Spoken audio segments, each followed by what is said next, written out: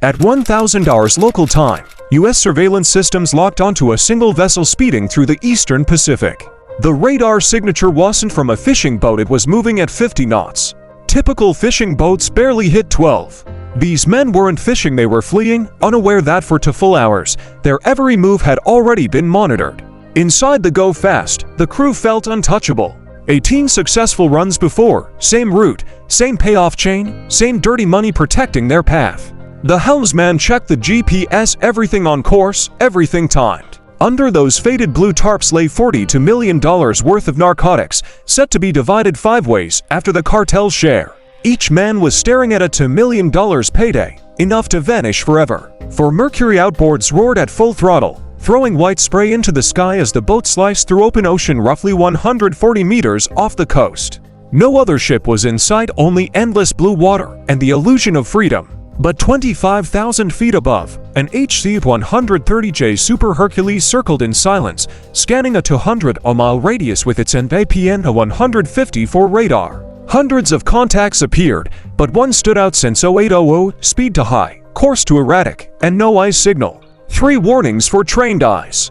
The operator switched systems, zooming in through the Star Sapphire 380 hours camera. At 140 miles out, the optics caught everything. For outboards, blue tarps over the deck, men pacing in nervous rhythm. At 09 for 5, one more sign of change, the Go Fast stopped its zigzag and ran a straight line north. Either arrogance or fear of burning fuel had set in. Kimball, this is Eyes 1. Target steady at 50 knots. Recommend interdiction launch, the coordinator relayed through encrypted satellite link. Within seconds, data bounced through Link A16 to the Kimball's Combat Information Center, to Joint Interagency Task Force South in Key West, and to D-Liaisons mapping cartel routes. The Kimball was 200 miles away, too far to chase with her 28-knot top speed. But she didn't have to. At 50 knots, that Go Fast would drain its tanks in 4 hours. The helicopter would reach them long before that. The crew above knew the pattern: run hard in daylight, blend among legitimate radar echoes, hope US patrols can't react fast enough. But today, they were inside the kill zone of a very specific countermeasure. From a moving helicopter, hitting a moving engine block sounds impossible. For HITRON, it was routine. They'd done it over 500 times. Today would make 501. At exactly 1100, an MH-65E Dolphin lifted off from the Kimball's deck, twin turbofshafts delivering 853 horsepower each. Unlike the orange rescue models the public knows, this one carried a different loadout built not for saving lives, but for ending pursuits. The pilot banked hard toward the intercept point, climbing to 3,000 feet for best fuel economy. 20 minutes later, the co-pilot spotted it, a white rooster tail cutting half a mile through the sea. From miles out, it looked like a chalk streak drawn across endless blue. Below, the smugglers kept weaving their textbook evasive zigzags, change heading every few minutes, never run straight. Against surface interceptors, it works. Against an aircraft, it's useless. The helicopter simply flew straight between their curves, closing distance with each pass. Inside the Go Fast, tension rose. For Mercury 300s, each burning 25 gallons an hour, had been running flat out for 2 hours. Out of 400 gallons, half was gone. 2 hours left at best, maybe less with the cargo weight. Their rendezvous ship was still 3 hours away. Someone had misjudged fuel or overestimated speed. Either way, the math was turning against them. The MH-65E had endurance to spare for hours, and it could refuel mid-operation. This wasn't a chase anymore, it was a countdown. The pilot eased down to 500 feet, holding a 500-meter gap behind the Go Fast. That range kept them safe from small arms but close enough for action. Then came the compliance phase. The co-pilot flipped a switch LRAD online. The long-range acoustic device blared commands in both English and Spanish, each at 160 decibels. Stop your vessel immediately. Prepare for boarding. This is the United States Coast Guard.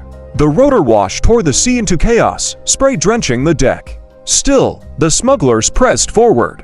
5 men to 1,800 pounds of cocaine, $42 million in play, and 20-year sentences waiting if caught. Surrender meant certain prison.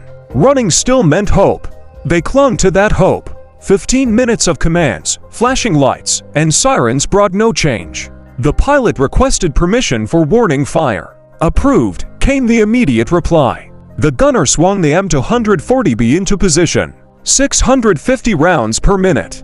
The weapon barked, tracers lancing the air and stitching the water just ahead of the bow. Most crews stop here. Not these men. They pushed their throttles to the limit, engines screaming as the boat twisted violently left and right.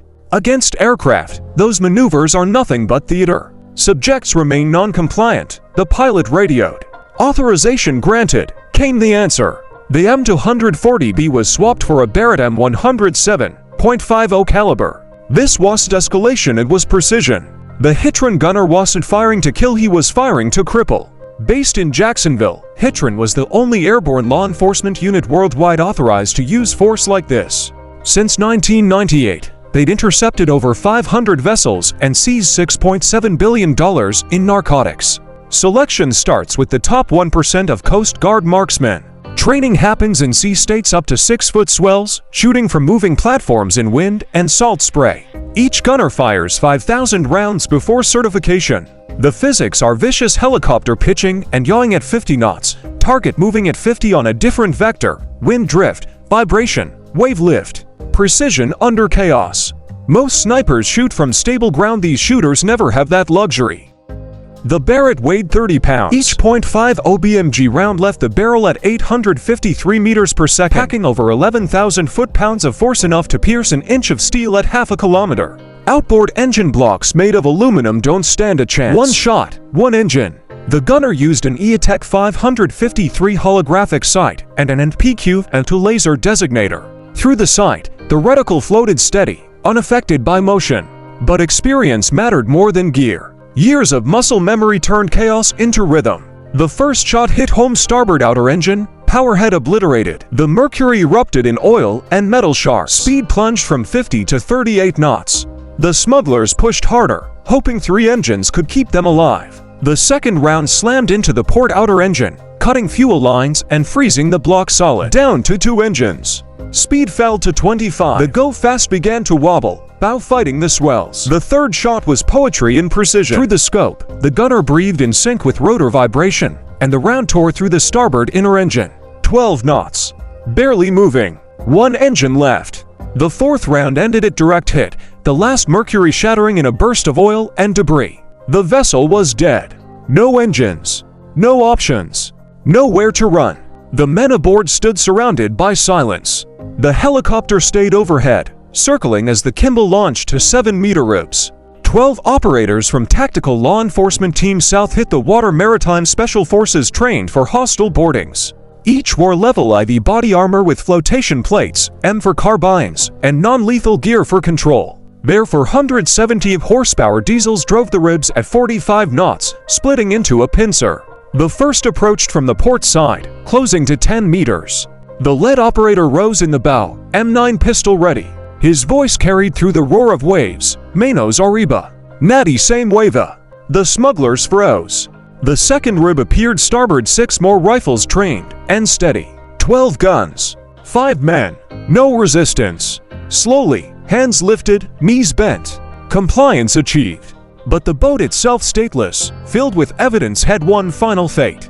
The team poured accelerant over the deck and hull, then tossed a single flare. The fire caught instantly, racing across the vessel. Within moments, $42 million in drugs and machinery turned to a black column of smoke. They watched until the flames died and the wreck slipped beneath the waves. Only then did the ribs turn toward the horizon, prisoners aboard. Mission complete. Another smuggling run erased. Another line in the ocean closed.